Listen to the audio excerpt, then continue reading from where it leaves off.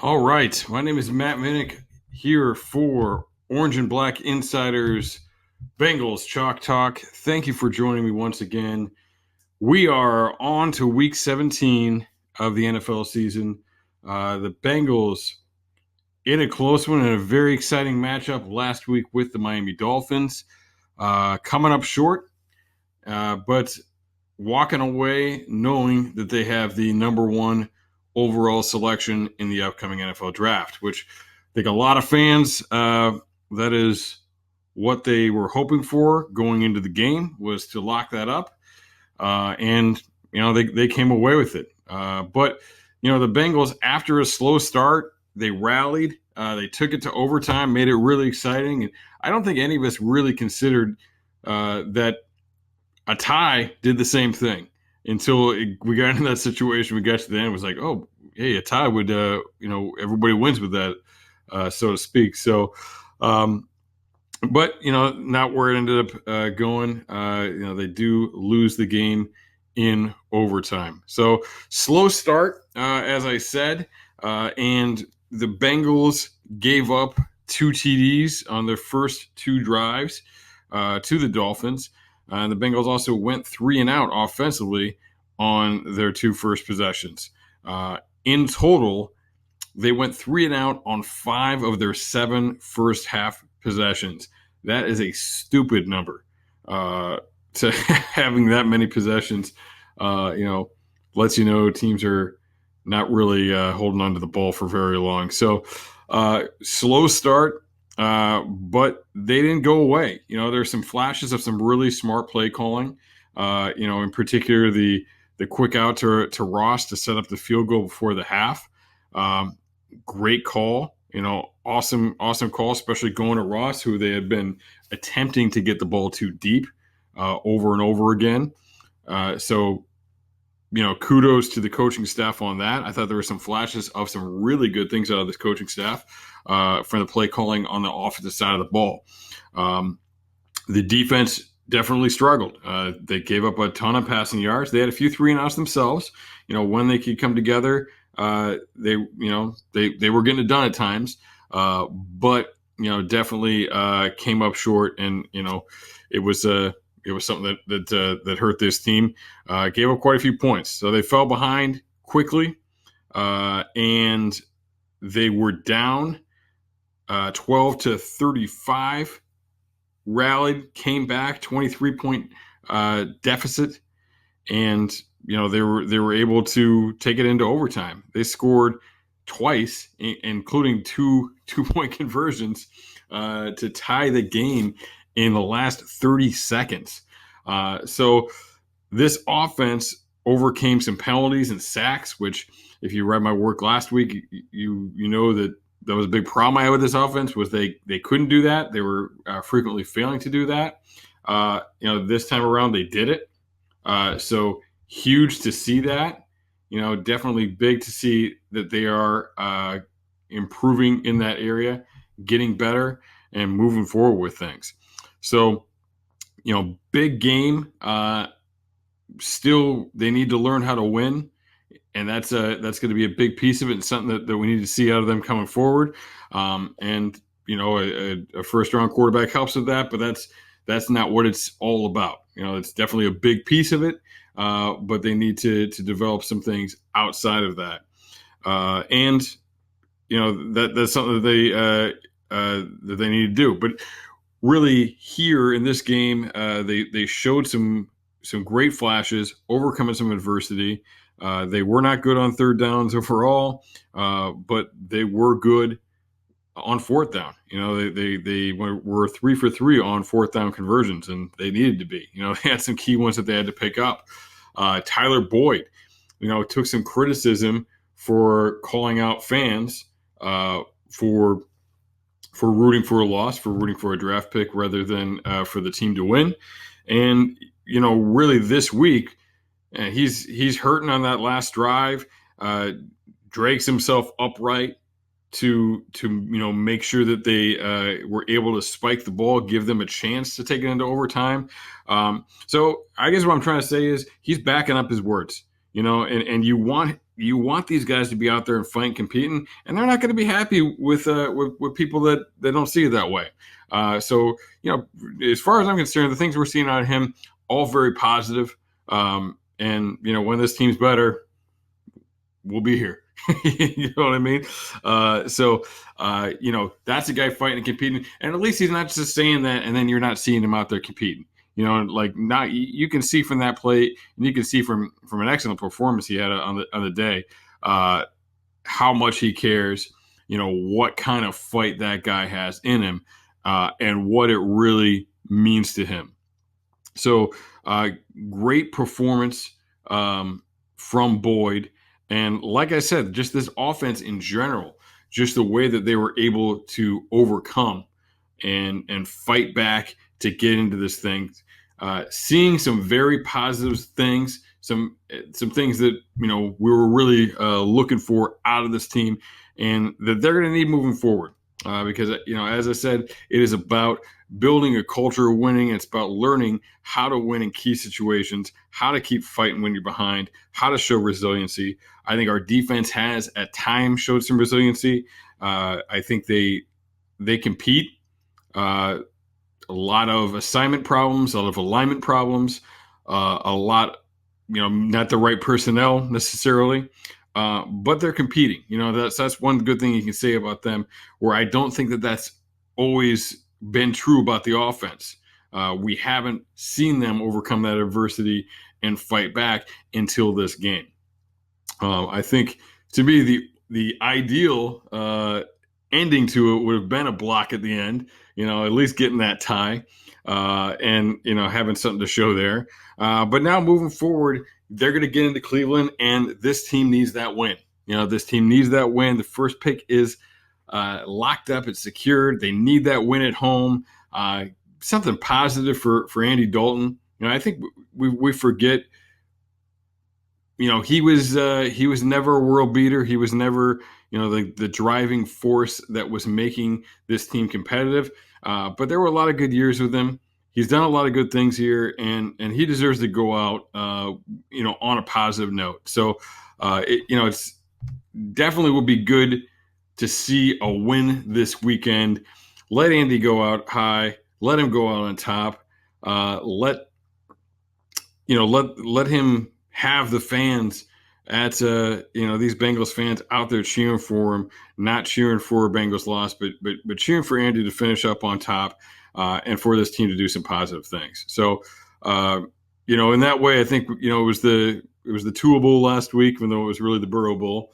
But this is the Andy Dalton Bowl now, and this is about this team competing, but also trying to kind of leave that thing on a positive note, because it likely is his last game as a starter here, unless he ends up coming back in a mentorship sort of John Kitna-esque kind of role, which seems unlikely given that the guy wants to play. So this would be good. Get the fan base together. Everybody hates Cleveland, and knock those guys off.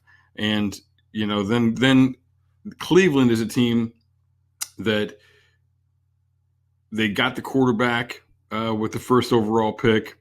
Then they went out and they spent some money. And they made some trades, and they filled their roster with names, and guess what? It didn't work. So now it's time for the Bengals to go out and build this thing right, and drafting the quarterback first, that's going to be a big part of that, but it's not going to be the whole thing. Now this coaching staff really needs to show what it's made out of over the offseason. Build something, make some key acquisitions, but then really teach this team how to do everything they needed to do and how to win over this offseason. So that's really what it's all about. It's about getting everybody on the same page and teaching this team, how to fight, how to win, and how to compete. It is not going to be easy. Cleveland's they're gonna do some things over the offseason. They're going to, try and figure out how to compete. They've still got a lot of talent. Lamar Jackson is the real deal. I'm sorry for those of you that didn't think he was going to be, but he is. And he's going to be the real deal in Baltimore. And that's going to be a beast. And Pittsburgh always knows how to compete, even when you think they don't, even when people like me doubt them and tell you they're done. It's a well-run organization, and they always figure out how to compete. So it's going to be tough, and the Bengals are going to have to figure out how to be even better, how to rise above, because the AFC North is coming back as they were a few years ago when the Bengals, Ravens, and Steelers were all, frequently competing at the top of the AFC standings. It's coming back, and the Bengals are going to be here with it, or they're not. So they've got to figure that out, to be one of those teams, or to be what the Browns were back then, and be the joke. So lots of work to do. Now's, with an off season, with that first round pick, with which presumably Burrow coming in, and a guy that won't limit the offense, seeing the things that they want to build around him and what they can do, getting Jonah Williams back for next year. That's all going to be huge, and that's going to be what this team's going to be about moving forward. So exciting times in Cincinnati coming forward. Brutal year for fans, terrible year for fans, but now it's time to move on. It's time to move on, and that can start right now in Week 17 with this Browns matchup, with getting a win, getting something that they can hang their hats on, that they can feel good about, and riding that momentum into the offseason.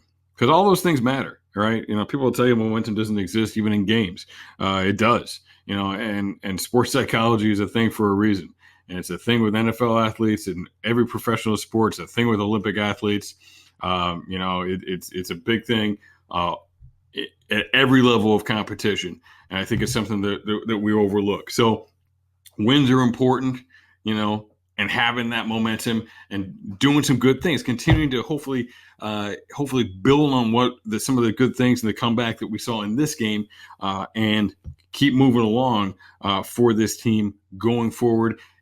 Building on those things, seeing more positive things, winning in tough situations, game plan, good game plan, making adjustments on the fly, not just at halftime, winning the third quarter, which has not been something they've been able to do.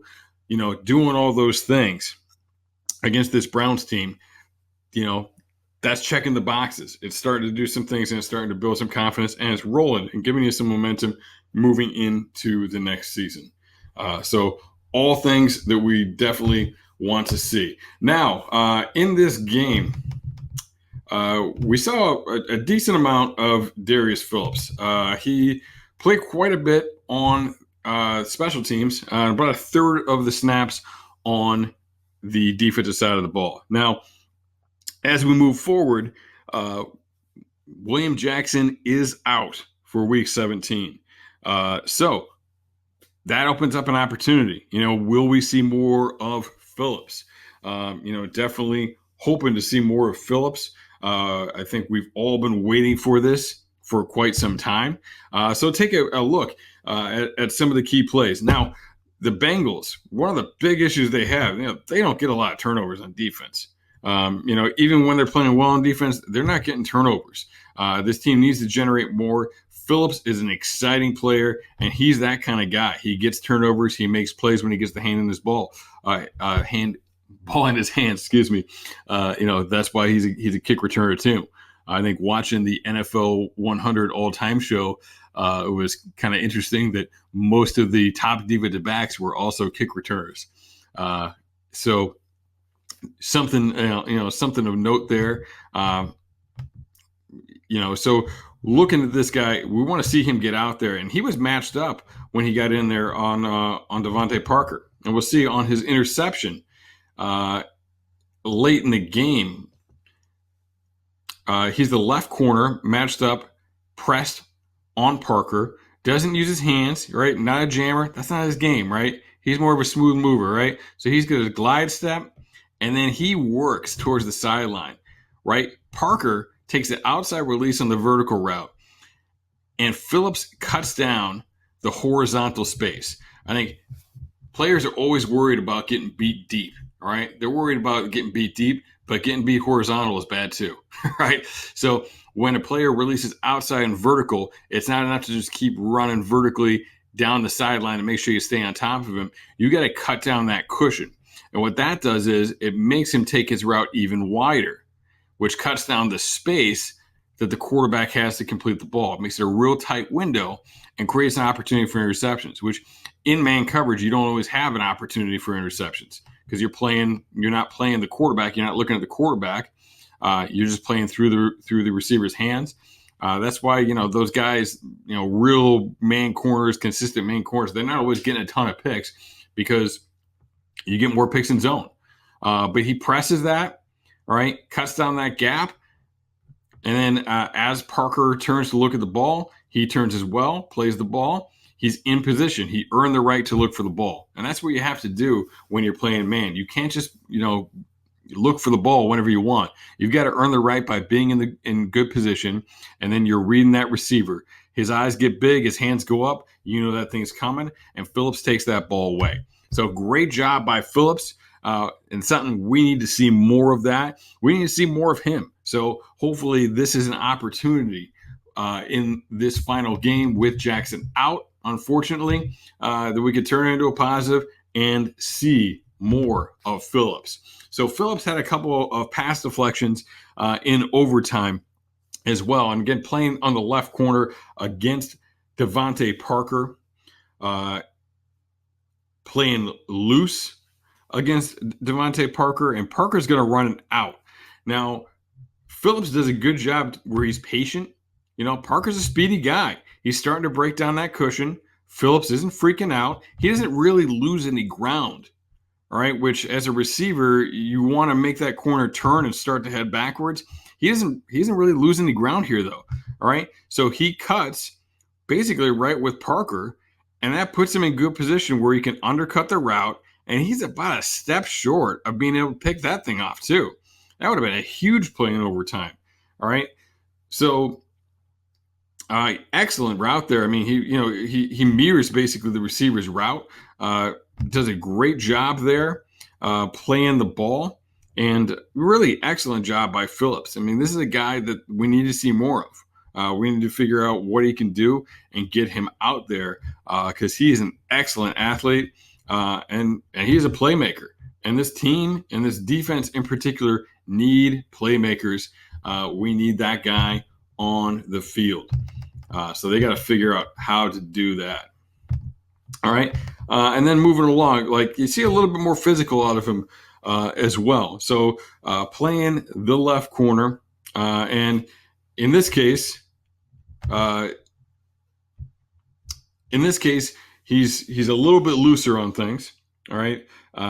As the receiver, and it's actually the tight end, Gesicki, is split out to the left. All right.